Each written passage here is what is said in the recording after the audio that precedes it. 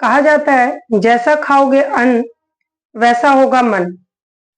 जब माँ के हाथों का खाना मिलता है तो मेरी माँ हो, आपकी माँ हो, मेरे लिए मेरी माँ के हाथों का खाना बेस्ट है।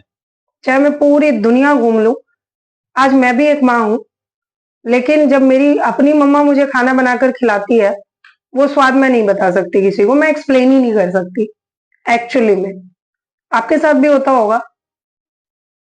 अच्छी बात है, ये फीलिंग होनी चाहिए, क्योंकि ये एहसास सबसे बड़ा एहसास है। इसको एक्सप्लेन कर पाना बहुत मुश्किल है। आज की कहानी इसी के आसपास है और ये सच्ची घटना है जो अभी 3-4 दिनों से मीडिया में बड़ी फेमस है। आजकल क्या हो रहा है कि हम लोग बहुत समझदार हो गए हैं और ऑफ कोर्स हम लोग जॉब करने लगे हैं, तो हमारे पास अपने घर के लिए भी टाइम नहीं होता, हम खाना नहीं बना पाते। महिलाएं भी होता भी है, थकी हुई होती है, क्या करें। और अब तो इतना ट्रेंड चल गया है समाज में, कुछ वर्ग ऐसे हैं जिनके घर की महिलाएं घर में भी होती हैं तो किचन में नहीं जाती। वो कहते हैं ना अपने आप को, मैं हम क्यों, हमारे घर में तो हमने मेड लगा रखी है। आज की कहानी से आपको समझ आएगा कि मेड क्या करती है। कहानी शुरू करूं उससे पहले नमस्कार, प्रणाम, आदाब, सत श्री अकाल। मैं रश्मि आप सभी का स्वागत करती हूँ द रश्मि मिश्रा में। उम्मीद है आप सभी स्वस्थ होंगे, मस्त होंगे और व्यस्त होंगे। हो भी क्यों ना, होना चाहिए, बहुत जरूरी है। कहानी है दिल्ली की, जो कि एक बिजनेसमैन के घर की है। बिजनेसमैन मिस्टर प्रकाश रियल एस्टेट का काम करते हैं। उनकी वाइफ संध्या और 2 बच्चों के साथ रहते हैं। थोड़े दिनों से मिस्टर प्रकाश, संध्या और उनके बच्चों के हेल्थ में डाउन होने का सिलसिला एक शुरू हो जाता है। मिस्टर प्रकाश जाते हैं और हॉस्पिटल में जब दिखाते हैं तो उन्हें पता चलता है कि उनके बॉडी में कुछ यूरिक एसिड वगैरह ये सब चीजें बढ़ रही हैं और उसी से उनके लिवर वगैरह पे भी असर पड़ रहा है, और यही इनके बच्चे और इनकी वाइफ के साथ चल रहा है। प्रकाश को अजीब लगता है क्योंकि वो जिम भी जाता था, जिम भी जा रहे हैं, वाइफ भी जिम जा रही है, हेल्दी खाना भी है, और ऑफ कोर्स ठीक है बाहर का भी खाते हैं, तो इतनी प्रॉब्लम और सारी फैमिली मेंबर को एक जैसी प्रॉब्लम कैसे। घर में मेड है जो कि आती है, झाड़ू पोछा करके जाती है, एक मेड है जो खाना बनाती है, एक है जो ड्राइवर है, एक है जो बाहर का कुछ कुछ काम कर देता है, तो कुल मिला के 4 लोग थे। प्रकाश की एक बहुत गंदी आदत थी, वो रफ जुबान का बहुत है।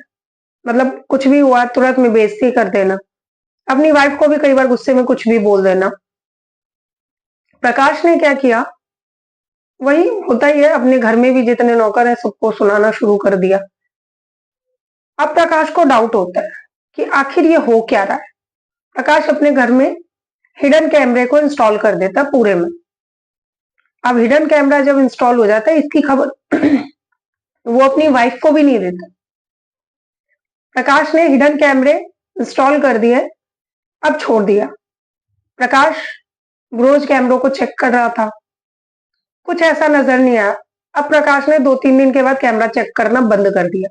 उसे लगा भाई बाहर से ही कुछ खा लिया, बाहर का खाना वाना बंद करो। लेकिन एक चीज है, प्रकाश ने किसी को बोला नहीं कि कैमरे इंस्टॉल हो गए। प्रकाश ने खाना वाना बाहर का बंद कर दिया। 1 महीने बाद फिर जाता है, फिर उसके हेल्थ में वही प्रॉब्लम, और कैमरा चेक करना प्रकाश ने इधर बंद कर दिया था। फिर क्या होता है कि जब मंथ पूरा होता है तो कैमरे वाला आता है, और इधर प्रकाश की और उसकी फैमिली के लिए मेडिसिन चल रही है। प्रकाश जब कैमरे वाले को पेमेंट देता है तो कैमरे वाला कहता है कि सर एक बार चेक कर लिया करो। कहता है अरे यार क्या ही चेक करूं।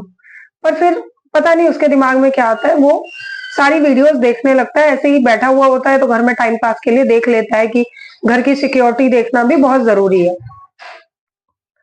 प्रकाश जब ये चीज देखता है तो उसे नजर आता है कि किचन में उसकी मेड एक बहुत ही शर्मनाक हरकत करती है। वो जिस रोटी को बना के उसे दे रही थी, उस आटे में यूरिन करती है, पेशाब करती है, और उसी पेशाब में, अपने पेशाब में आटा गूंथ के सबको रोटियां खिला रही। ये देखते ही प्रकाश के पैरों के नीचे से धरती गायब, उसका जितना भी एटीट्यूड होता है सब लिमिट में। अब प्रकाश पुलिस को फोन करता है, मेड को अरेस्ट किया जाता है, और उसे 7-8 दिन से इसलिए कुछ पता नहीं चला, 3-4 दिन, क्योंकि वो मेड 3-4 दिन ऑफ पर थी, छुट्टी पर थी। फिर उसको जब पकड़ा गया तब उससे पूछा गया, तो मेड बताती है कि सर बात बात पे हमारी बेइज्जती कर देते थे, हमें तो कुछ समझते ही नहीं थे। तो मुझे गुस्सा आ गया सर पर, और मैंने उनको, और ये उनका ही हाल नहीं था सर, मैडम को सुनाते थे, मैडम बच्चों को, और सब मिलके हम सब मेड्स को सुनाते थे। तो मुझे इस बात को लेकर बहुत चिढ़ हो गई थी, क्योंकि एक बार हुआ, 2 बार हुआ, मैंने ये बदला निकालने के लिए ऐसा काम किया। उसकी साइकोलॉजी तो वो जाने।